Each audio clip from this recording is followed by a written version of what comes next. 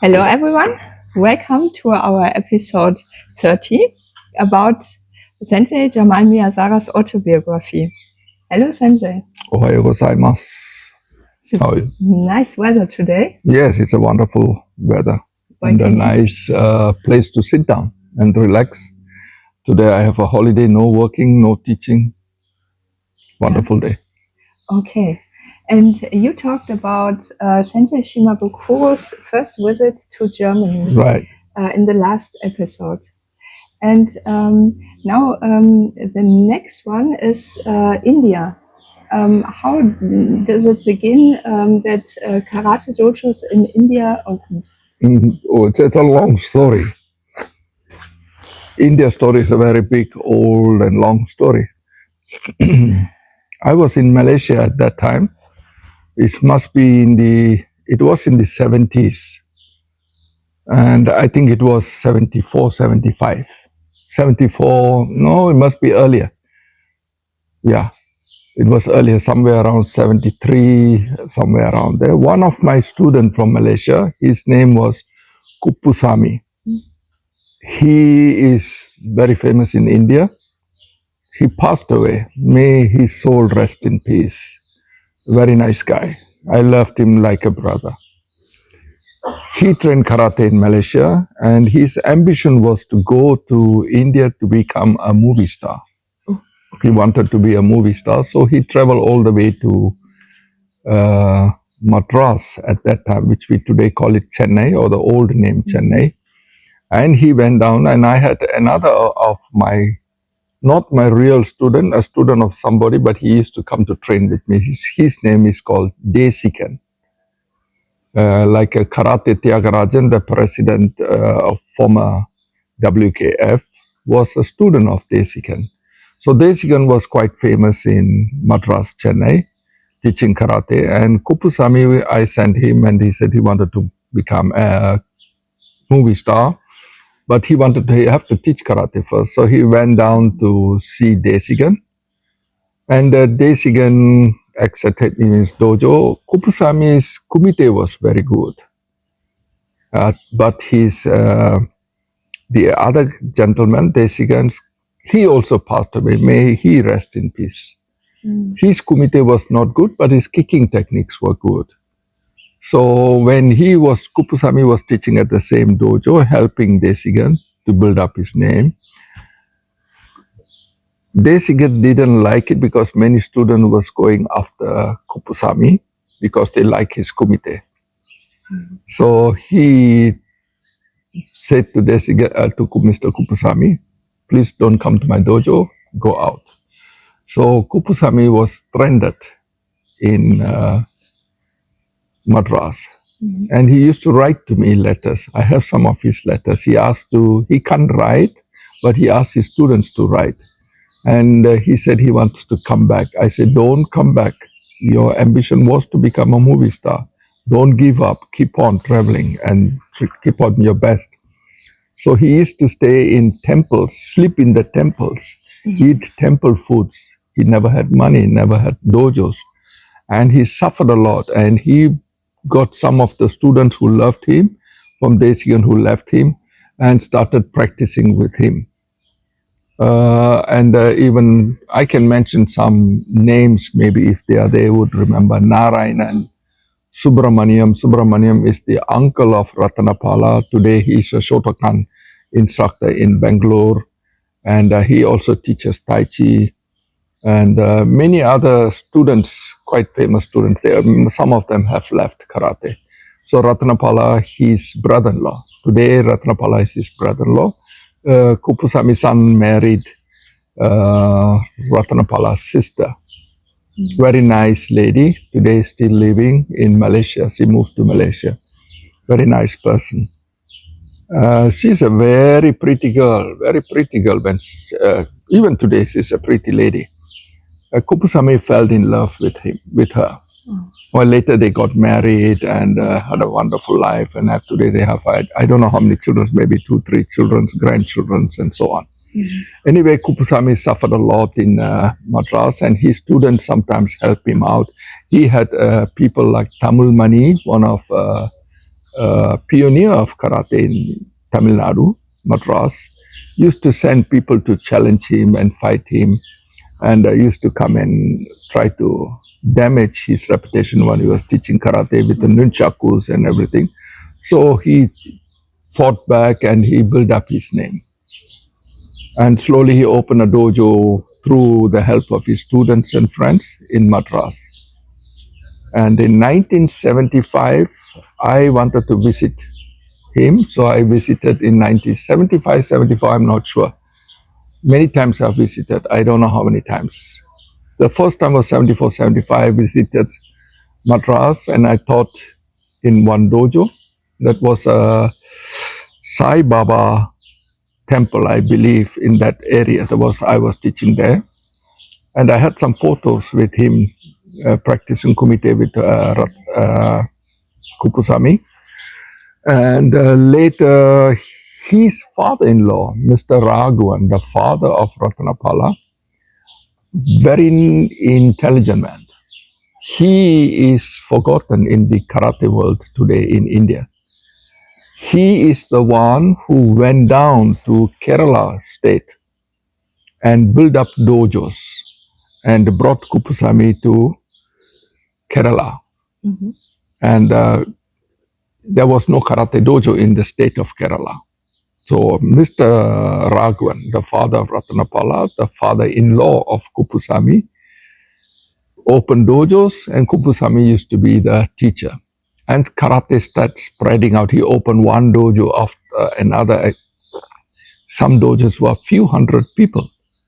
He just couldn't control the students. There are so many students. He had a office lady who does the office work and everything. And slowly karate spread out through his hard work, of course, Kupusami's hard work, and of course, Mr. Raghavan's hard work.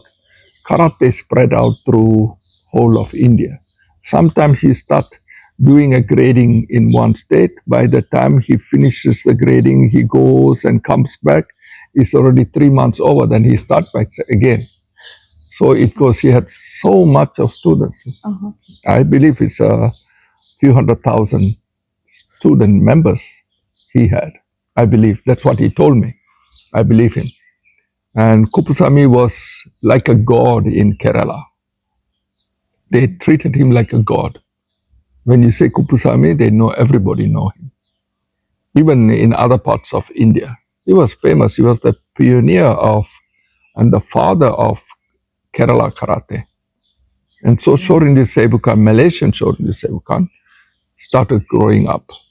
When he went down to Shimabukuro Sensei in the 80s, mm-hmm. He trained with Shimabukuro Sensei. He came back and then he was trying to save the students. If he changed direct right away to Okinawa Karate, he thought that the people will have suddenly a shock why we have changed from the old system, from the Heian and other katas. They might leave. So his intention was to keep the old way of teaching the katas together with the new katas and techniques and everything. He mixed it up and he was teaching. These had a confusion for the people. Mm-hmm. So there was some misunderstanding. I don't want to go deep into this politics. Mm-hmm. Well, anyway, he had some situation that he was no more in Okinawa Karate. And also he had an accident. Unfortunately, he used to like driving motorbikes. Mm-hmm. Had a motorbike accident and he broke his leg. And he was many months in the hospital, I believe, and he couldn't walk. When I met him, he used to be limping also. So he put on weight and he lost his ability to teach karate. He used to teach, but he can't do it like before. So he gave it to some of his students whom he trusted to teach karate and to go and collect the fees and everything. They misused it and took the money, played him out. Because he's this guy, this gentleman, I call him Kupusami, because maybe if I say Kupusami, maybe some of them are going to be irritated. They say, how can you say Kupusami? You should call him Sensei Kupusami.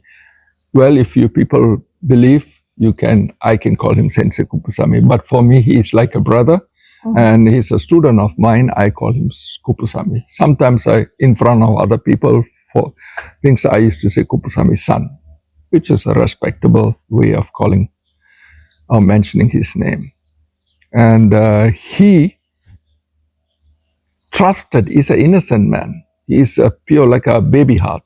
He trusted all these people and he was cheated. Well, anyway, he intended to go back to Malaysia with his family, and he moved out of Malaysia. And karate was running around, Seibukan karate. All was broken into pieces. His brother-in-law was teaching karate, Ratanapala. What he knew, what the mixture of Malaysian and Okinawa karate. And he moved out to some Arab countries to do work, Ratanapala, and for a few years, and then he came back. He was trying to teach back again. By at that meantime, I was already with Okinawa, and Okinawa, I told Sensei, in India, the karate has been closed down, because I used to meet Kupusami when I used to go to Malaysia. And I told Sensei, and Sensei said, no, I don't want any karate in India's Okinawa Shorin Seibukan. I want to close it. So I said, Sensei, it's a pity. There's so much of members, and there are so many people who love Seibukan karate. Why don't you give me a chance? I would go and try to build it up. So he said, if you go, okay, I'll give you.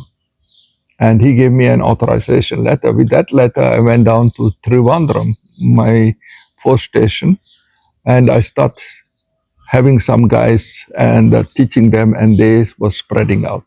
On this time, a couple of second or third time, I doubt, second time maybe, I met Ratanapala. He came back from Arab countries. I don't know where he was working, maybe Qatar or somewhere else. And he met me and he said, Sensei, can you remember? I said, yes, I can remember you. I know Ratanapala well. So Sensei Ratanapala, he asked me, I wanted to train this karate and I wanted to teach back. And I told him that's a lot of difference in Okinawa karate and the karate which is going on in India. So he said, I will try to learn and everything. So I said, okay. So every time I visit, I used to teach them the authentic way of Okinawan Shorin Seibukan karate. And I used to go, it's not like one time, two times. I have gone maybe 5 or 6 times, and I used to pay my own tickets, flight tickets, my hotels, and everything, until I sat down with Ratanapala and we said, get a group of people, we try to establish and register Okinawan Shorin Seibukan karate in India. So he brought up people like Mr. Philippos. Unfortunately, he passed away. Mr. Kutan, I can remember, he was an advocate, solicitor, lawyer, and everybody we built up, registered the Okinawan Shorin Seibukan Karate Association of India. And I tried to say that so much of fees goes to the association, so much goes to the instructor, examiner, and so on. They had a very good establishment, passbooks, everything I introduced to them. So it was running very good. And the Ratanapala built it up. I should say, today I should give the credit to Sensei Ratanapala for building up Shorin Seibukan Karate in India. Big. He has done a very good job. Today he is a 7th dan in Shorin Seibukan Karate. I believe, and I'm trying to promote him, but I have no authority to do that. I've requested many times to Sensei Shimabukuro to promote him to Hachidan, to 8th dan. I think sooner or later Sensei will do this because he's doing a wonderful job in India. We need people like him. And I can say I've gone to India, I don't know, maybe 30, 40, I can't remember. And today when they invite me, they pay me my hotels, my food, my lodging, and pocket money. They are doing very well. And I would like to thank all of you in India for supporting Shorin Seibukan Karate and for entertaining me when I come to India. Wish all the Indian Shorin Seibukan Karate people all the best for the future. And I hope to see you all soon. Sensei Shimabukuro is going to visit you this August or September, October with his son, Zenshun Shimabukuro. Of course, I will be accompanying them. And hope to meet you all for your, I think it's the 50th anniversary they are going to celebrate, if I'm not mistaken. Yeah.